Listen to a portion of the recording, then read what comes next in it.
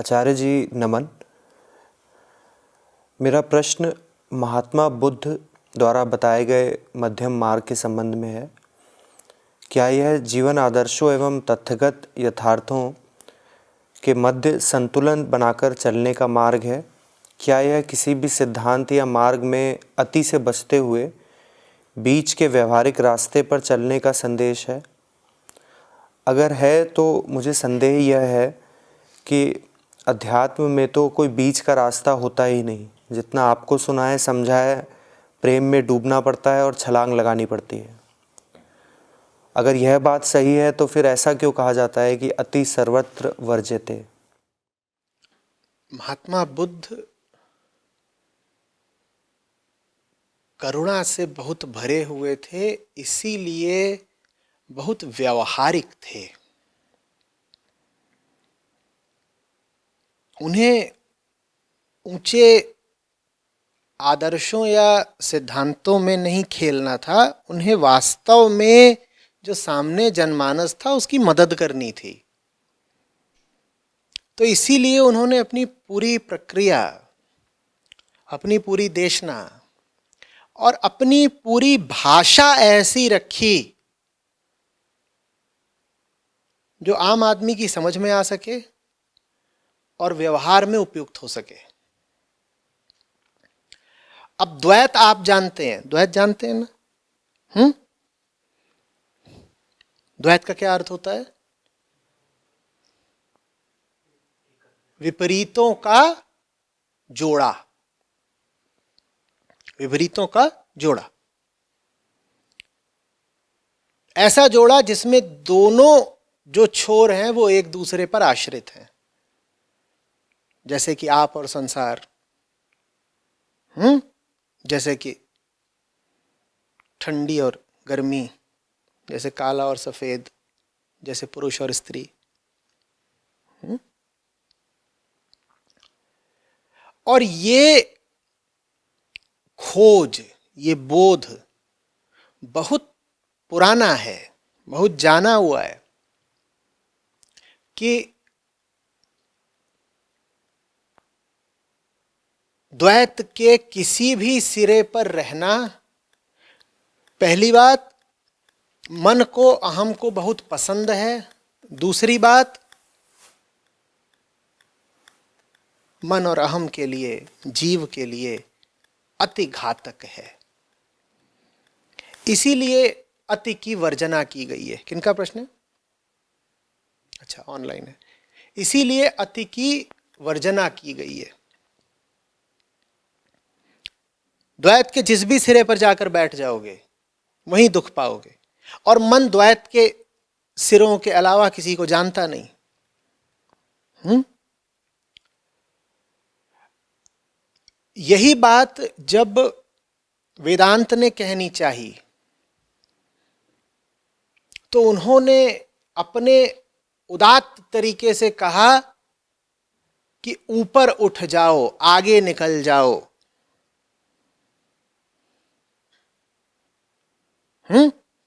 दो सिरे हैं, तुम दोनों सिरों का उल्लंघन कर जाओ, अतिक्रमण कर जाओ, पार चले जाओ। अब बात तो बिल्कुल सही थी, पर बात इतने विद्वत्तापूर्ण तरीके से कही गई थी कि आम जनमानस को जाने समझ में नहीं आई। जाने लोगों ने जानबूझकर बात के अर्थ में घपला कर दिया। क्या घपला कर दिया? कहा यह गया है कि द्वैत के दोनों सिरे होते मन के ही तल पर हैं। ये मान लो मन का तल है, ये मेज। इसी पर जैसे तमाम छोटे छोटे जोड़े पड़े हुए हों द्वैत के, उन्हीं का कुल संकलन संसार है। तो द्वैत के सब सिरे इस मन के तल पर होते हैं। तुम उठ जाओ, तुम्हारा ऊर्ध्वगमन हो जाए, तुम ऊपर उठ जाओ। तुम ऊपर उठ गए तो सब सिरों से मुक्त हो गए, तुम्हारा आयाम ही बदल गया। वेदांत ने इसको इस तरह से कहा कि पार चले जाओ। पर हम बड़े शातिर लोग हैं, हमने पार का बना दिया परलोक, क्योंकि कहा गया है कि पार जाना है। हमने क्या बना दिया पार का? परलोक। कि ये कौन सा है? ये मन लोक है या इहलोक है या मृत्यु लोक है।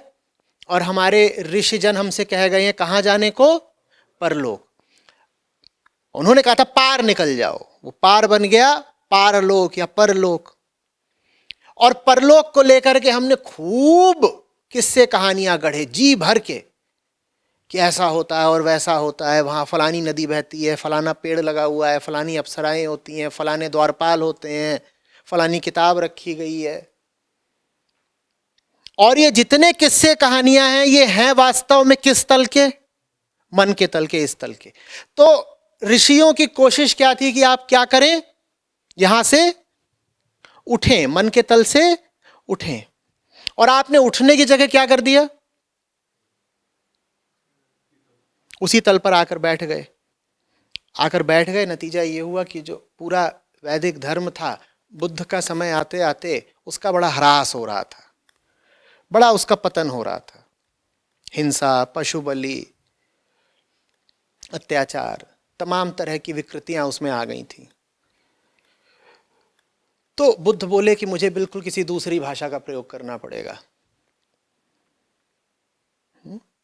उन्होंने कहा कि नहीं, ये जो दो सिरे हैं द्वैत के, अगर मैं कहूंगा इनसे पार निकल जाओ तो ये पार निकलने की जगह और इन्हीं में फंस जाएंगे। तो उन्होंने ये नहीं कहा पार निकल जाओ, उन्होंने कहा बीच में आ जाओ।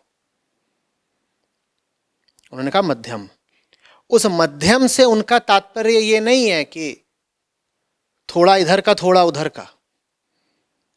बुद्ध भूलिएगा नहीं कि नकार के वैज्ञानिक हैं। बुद्ध की सारी भाषा न की भाषा है। यहां तक कि आत्मा को भी उन्होंने क्या बना दिया? अनात्मा। बुद्ध का काम है साफ करना, हटाना, काटना।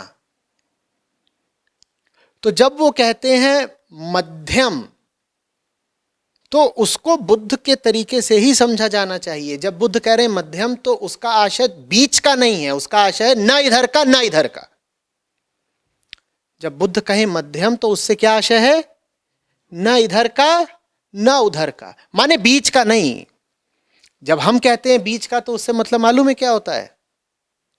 थोड़ा इधर का थोड़ा उधर का, माने दोनों हाथ लड्डू। और ये अर्थ करके हमने महात्मा बुद्ध की सीख को भी वही अंजाम दे दिया जो हमने ऋषियों के आर्ष वचनों को दिया था। कि बताया कुछ गया और अर्थ उसका कुछ और कर दिया अपनी सुविधानुसार। मध्यम माने न इधर का न इधर का। द्वैत के न इस सिरे से मोह रखो न उस सिरे पर जाकर बैठ जाओ, यही वास्तविक अद्वैत है। और मन को यही चाहिए। मन को जब ना इधर का दोगे ना उधर का दोगे तो मन ठंडा पड़ जाएगा, शिथिल हो जाएगा, मौन हो जाएगा। यही परम गति है। उस परम गति को वेदांत कह देता है ब्रह्मलीनता, पूर्णता। बुद्ध कहते हैं शून्यता। बात आ रही समझ में?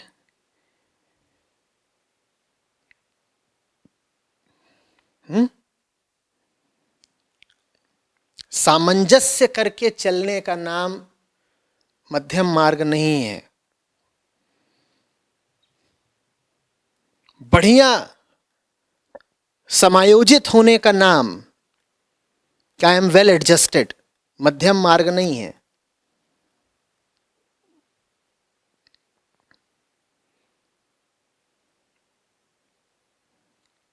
सच्चाई भी सामने दिख रही हो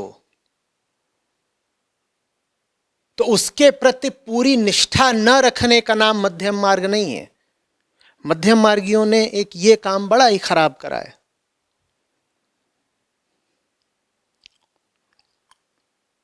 खालिस सच्चाई सामने खड़ी होगी, समझ भी गए होंगे कि यही रास्ता सही है, तो भी वो उसके प्रति पूरे तरीके से कभी निवेशित नहीं होंगे, कभी उस पर भी अपनी पूरी निष्ठा, पूरा कमिटमेंट नहीं रखेंगे। क्या कहेंगे? देखो भाई, हम तो मध्यम मार्ग में विश्वास रखते हैं, किसी भी अति, किसी भी एक्सट्रीम में नहीं जाना चाहिए। जबकि बात वास्तव में यह होती है कि अगर सच्ची राह पर चलोगे तो खतरे उठाने पड़ेंगे। डर उन्हें खतरों से लग रहा है, डर उन्हें उस कीमत से लग रहा है जो सच्चाई पर चलने के लिए चुकानी पड़ती है। लेकिन अपने रवैये को जायज ठहराने के लिए वो कह देंगे हम तो मध्यम मार्गी हैं।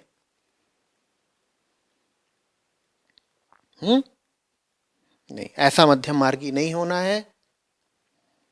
जहां पर दिखाई दे कि सच्चाई है, वहां निष्ठा 100% हो। वहां मत कह दीजिएगा कि मध्यम मार्गी हूं तो 50-50। कितना कुत्सित हो जाता है ना कि मध्यम मार्गी होने का मतलब है इधर सच है इधर झूठ है और मैं दोनों का बराबर का समर्थन करता हूं। भाई नहीं, ये नहीं करना है, ये नहीं करना है।